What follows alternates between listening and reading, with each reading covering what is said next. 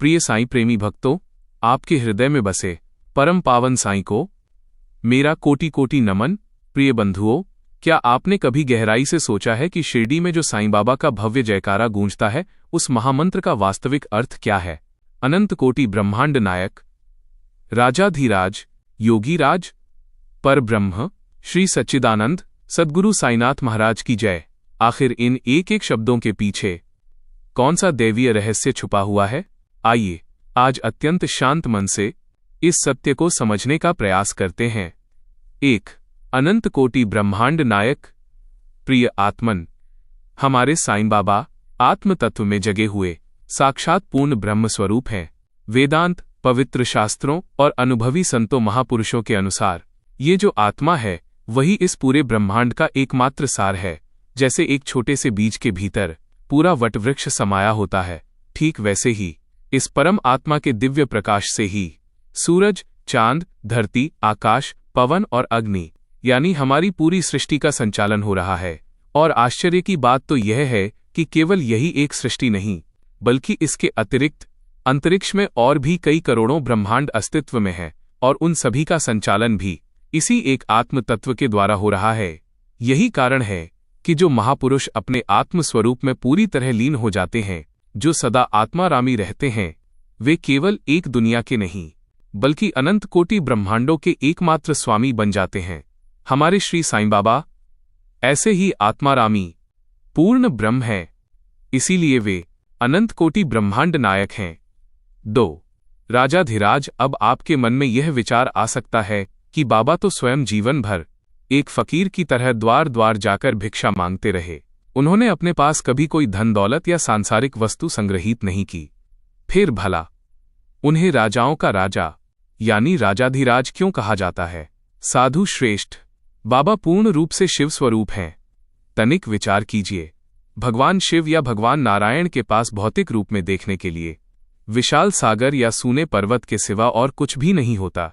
कैलाश पर रहने वाले शिव के पास कोई स्वर्ण महल नहीं होता, लेकिन फिर भी इस जगत के समस्त ऐश्वर्यों, सुखों और भोगों के असली भोक्ता और स्वामी वही तो हैं। संसार के सभी फकीरों से लेकर बड़े बड़े सम्राटों तक में जो चेतना स्थित है वह उन्हीं की है।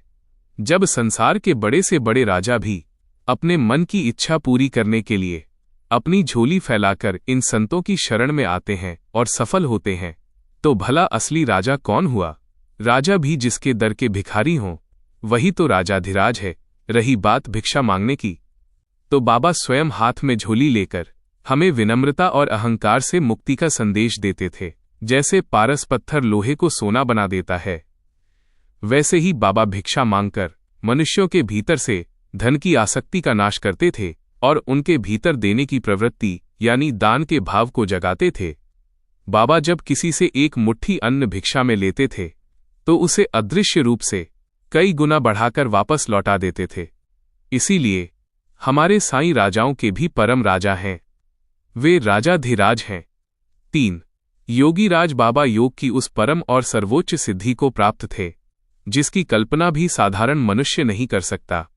एक ही समय में अलग अलग स्थानों पर पूरे विश्व में उपस्थित होने के लाखों भक्तों के प्रामाणिक अनुभव इसके साक्षी हैं। उनके जीवन काल में ही शिरडी के निवासियों ने अपनी आंखों से देखा था कि बाबा एक ही समय में कई अलग अलग परिवारों के घर पर बैठकर बड़े प्रेम से भोजन कर रहे थे। यह योग की वह परम सिद्धावस्था है जो केवल और केवल ईश्वरीय अवतारों में ही संभव हो सकती है। इसके अतिरिक्त शिरडी के लोग बाबा के खंड योग के भी साक्षात प्रत्यक्षदर्शी रहे हैं, जिसमें बाबा रात के समय अपने ही शरीर के अंगों को अलग अलग टुकड़ों में विभक्त कर देते थे और सुबह होने से पहले वे सारे अंग पुनः एक साथ जुड़ जाते थे। यह कोई जादू नहीं, बल्कि योग की अत्यंत कठिन और चरम यौगिक क्रिया है। बाबा इस संसार के हर जीव मात्र में, चाहे वो मनुष्य हो, पशु हो या पक्षी, आत्मा के रूप में विराजमान है, और इसी वजह से वे हर किसी के मन की स्थिति को पूरी तरह जानते थे। जैसे ईश्वर से हमारे भीतर का कोई भी विचार छुपा नहीं रह सकता, ठीक वैसे ही बाबा से भी किसी जीव का जन्म, मरण, भूतकाल, भविष्यकाल और वर्तमान मनोभाव कभी छुपा नहीं रहा। यह एक महान ईश्वरीय गुण है और योग की सर्वोच्च अवस्था है, इसीलिए उन्हें योगियों के राजा यानी योगी राज के नाम से संबोधित किया जाता है। 4. पर ब्रह्म और सच्चिदानंद सद्गुरु शास्त्र कहते हैं कि ब्रह्म तो एक ही है, परंतु वह इस जगत की सुंदर व्यवस्था को सुचारू रूप से चलाने के लिए समय समय पर अलग अलग स्वरूपों में पृथ्वी पर प्रकट होता है। ईश्वर का एक अवतार अधर्मियों और दुष्टों के भौतिक विनाश के लिए होता है, जैसे भगवान परशुराम, मर्यादा पुरुषोत्तम श्रीराम और योगेश्वर श्रीकृष्ण का अवतार, जिन्होंने अस्त्र शस्त्र उठाकर असुरों का संहार किया। लेकिन ईश्वर का दूसरा अवतार मनुष्यों का विनाश करने के लिए नहीं, बल्कि उनके भीतर बैठी दुष्ट प्रवृत्तियों, काम, क्रोध, लोभ और मोह का विनाश करने के लिए होता है, जैसे भगवान बुद्ध, महान संत गुरु नानक देव और हमारे दयालु साईं बाबा के रूप में। यह ईश्वर का वह परम स्वरूप है जो शस्त्र से नहीं बल्कि असीम प्रेम, अपार करुणा और वात्सल्य से भरा होता है, जो पापी से घृणा नहीं करता बल्कि उसके पाप धोकर उसे गले से लगा लेता है।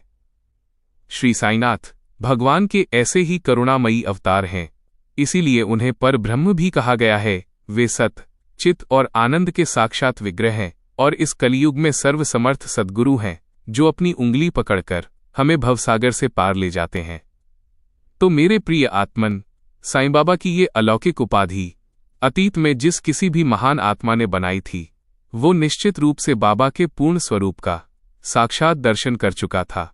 उसे बाबा के भीतर ब्रह्मांड के दर्शन हुए थे। भक्तों, यदि आज बाबा के इस पावन जयकारे का गहरा अर्थ आपके हृदय को छू गया हो, तो कमेंट बॉक्स में ओम साईं राम अवश्य लिखें।